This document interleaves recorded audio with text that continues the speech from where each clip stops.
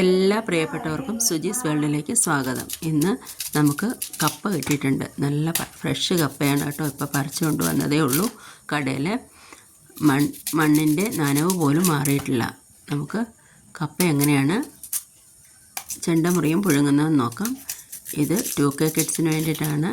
ഇനി ജോലി കഴിഞ്ഞ് വരുമ്പോൾ വിശക്കുന്നുണ്ട്, ഒന്നും കയ്യിലിരിപ്പില്ല എങ്കിൽ പോലും നമുക്ക് പെട്ടെന്ന് 2 കപ്പ പുഴുങ്ങിയാലും നമ്മുടെ വിശപ്പ് മാറും.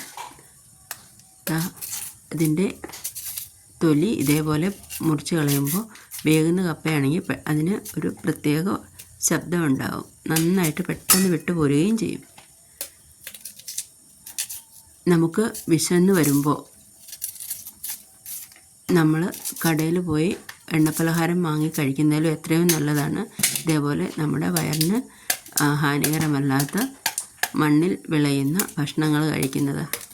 അപ്പോൾ ഇതിനോടൊപ്പം കഴിക്കാൻ മുളക് ചമ്മന്തി ഞാൻ നേരത്തെ ഒരു വീഡിയോ ഇട്ടിട്ടുണ്ടായിരുന്നു. ഡിസ്ക്രിപ്ഷനിൽ അതിൻ്റെ റെസിപ്പി ലിങ്ക് കൊടുത്തിരിക്കാം. അപ്പോൾ എല്ലാവരും ഉണ്ടാക്കി നോക്കണം. പിന്നെ പാചക വീഡിയോകൾ ഇഷ്ടപ്പെടുന്നുണ്ടെങ്കിൽ നിങ്ങൾ ചാനൽ ലൈക്ക് ചെയ്യണം, കമൻറ്റ് ചെയ്യണം, സബ്സ്ക്രൈബ് ചെയ്യുക കൂടി ചെയ്യണം. വൃത്തിയായി കപ്പ പൊളിഞ്ഞിട്ടിട്ടുണ്ട്. എല്ലാവർക്കും മടിയാണ് എന്ന് പറഞ്ഞ് അല്ലെങ്കിൽ കയ്യിൽ ചെളി പറ്റുമോ എന്നൊന്നും പറഞ്ഞ് ഇരിക്കേണ്ട കാര്യമേ ഇല്ല. ഒരു 10 മിനിറ്റ് കൊണ്ട് നമുക്ക് റെഡിയാക്കാം.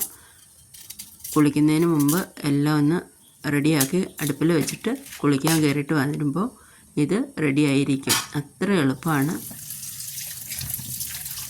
പിന്നെ ഇതിൻ്റെ കൂടെ പച്ചമുളക് ഉടച്ച ചമ്മന്തിയോ ചുവന്ന മുളകിൻ്റെ ചമ്മന്തിയോ അത് നേരത്തെ തയ്യാറാക്കി വെച്ചിട്ടുണ്ടെങ്കിൽ അത് എളുപ്പമാണ്.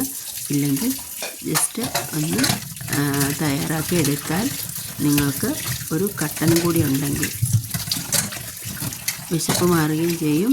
നമുക്ക് ഇഷ്ടമുള്ളൊരു ഭക്ഷണം കഴിച്ച് തൃപ്തിയും ഉണ്ടാവും. മഴക്കാലമല്ലേ, എല്ലാവരും വിശപ്പ് അറിയുന്ന ഒരു സമയം കൂടിയാണിത്. ചൂട് കപ്പയും മുളകിടിച്ചതും ഒരു കട്ടൻ കാപ്പിയും കൂടി ഉണ്ടെങ്കിൽ പിന്നെ ജോൺസൺ മാഷിൻ്റെ ഒരു പാട്ടുകൂടി ആയിക്കോട്ടെ അല്ലേ. കപ്പ കുക്കറിൽ ഇപ്പോൾ ഇത് വെന്ത് റെഡിയായിട്ടുണ്ട്. മുളകിടിച്ചതാണ്.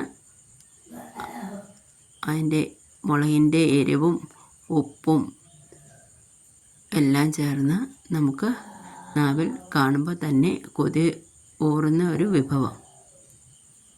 നിങ്ങളും ഉണ്ടാക്കി നോക്കൂ.